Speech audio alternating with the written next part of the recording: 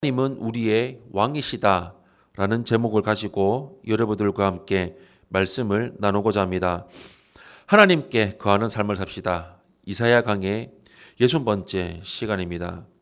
강력하고 자비로운 왕이 있다는 것은 백성에게는 큰 축복입니다.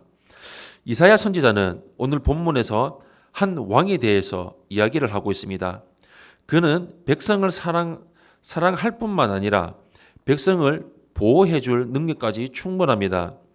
대부분의 인간의 지도자들은 백성 혹은 국민을 착취하고 이용을 하지만 오늘 본문에 소개된 왕은 그렇지 않은 것을 볼 수가 있습니다.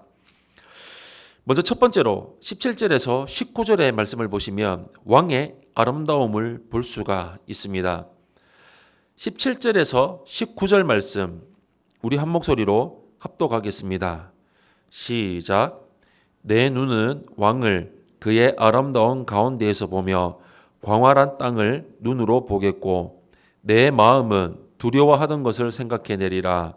계산하던 자가 어디 있느냐? 공세를 계량하던 자가 어디 있느냐? 망대를 계수하던 자가 어디 있느냐? 내가 강포한 백성을 보지 아니하리라. 그 백성은 방언이 어려워 내가 알아듣지 못하며 말이 이상하여 내가 깨닫지 못하는 자니라. 아멘. 이전에 남유다는 아수르의 포위로 수치와 슬픔의 베옷을 입었습니다. 그러나 이제는 하나님의 구원이 임했고 한 왕이 영광과 존귀를 입습니다. 이 왕은 여호와 하나님을 상징합니다.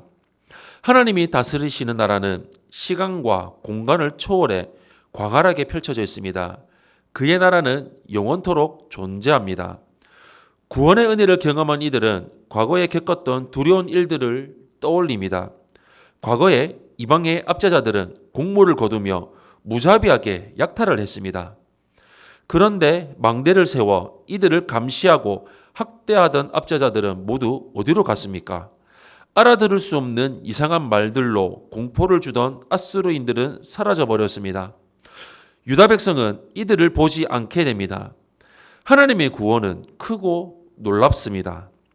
두 번째로 20절에서 22절의 말씀을 보시면 안정된 처소 예루살렘을 볼 수가 있습니다. 20절에서 22절 말씀 우리 한 목소리로 합독하겠습니다. 시작. 우리의 절기 시온 성을 보라. 내 눈이 안정된 초소인 예루살렘을 보리니 그것은 옮겨지지 아니할 장막이라. 그 말뚝이 영영이 뽑히지 아니할 것이요 그 줄이 하나도 끊어지지 아니할 것이며 여호와는 거기에 위험 중에 우리와 함께 계시리니 그곳에는 여러 강과 큰 호수가 있으나 노젓는 배나 큰 배가 통행하지 못하리라. 대저 여호와는 우리 재판장이시요 여호와는 우리에게 율법을 세우시니요 여호와는 우리의 왕이시니 그가 우리를 구원하실 것임이라. 아멘. 선지자는 백성에게 축제의 도성인 시온을 바라보라고 합니다. 예루살렘은 평화의 거처입니다. 하나님이 시온성 예루살렘의 임재에 계십니다. 그곳에는 하나님의 보호와 평화가 있습니다. 하나님의 장막은 더 이상 원수들에 의해서 옮겨지지 않을 것입니다.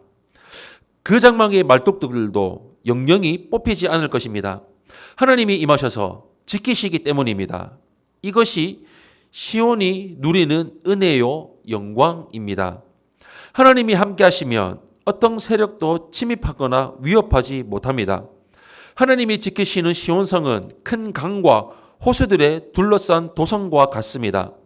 그 누구도 접근할 수 없는 난공불락의 요새처럼 하나님이 당신의 성을 지키시고 보호하십니다. 재판장, 입법자, 구원자는 왕이신 하나님을 수식하는 또 다른 표현들입니다. 포악하고 게으른 왕은 백성에게 크나큰 상처를 주지만 정의롭고 능력 있는 왕은 백성이 안정되고 풍요로운 환경을 누리게 합니다. 하나님의 통치가 바로 이렇습니다. 마지막 세 번째로 23절에서 24절의 말씀을 보시면 줄 풀린 돛대의 승리를 볼 수가 있습니다. 23절에서 24절 말씀 우리 한 목소리로 합독하겠습니다. 시작. 내 돛대의 줄이 풀렸으니 돛대의 밑을 튼튼히 하지 못하였고 돛을 달지 못하였느니라. 때가 되면 많은 재물을 탈취하여 나누리니 저런 자도 그 재물을 취할 것이며 그 거주민은 내가 병들어노라 하지 아니할 것이라. 거기에 사는 백성이 사죄함을 받으리라. 아멘. 돛대가 튼튼하고 강해야 돛이 제 역할을 할 수 있습니다. 그런데 본문에서는 돛대줄이 풀렸다고 말하고 있습니다. 이 돛대는 남유다를 말합니다. 남유다는 아수르의 침공을 받아서 돛대줄이 풀린 배처럼 준비되지 못한 상태였습니다. 그런데 어떻게 제9실도 못하는 배가 잘 정비된 전투선을 이길 수가 있을까요? 어떻게 유다가 대적의 전리품을 차지할 수 있을까요? 남유다가 자력으로 전쟁에서 이길 확률은 전혀 없습니다. 그러나 하나님이 나서시면 이야기가 달라집니다.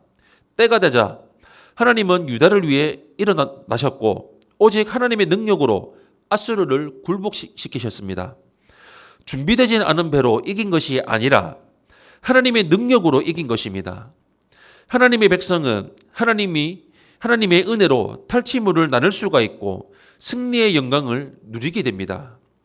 또한 육체적인 질병도 고침을 받고 영적으로도 사죄의 은혜를 입습니다.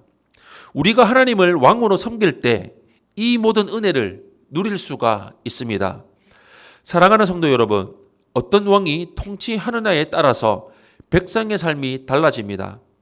이상적인 왕은 백성을 사랑하고 사랑하는 백성을 안전하게 지켜줄 능력까지 갖추고 있습니다.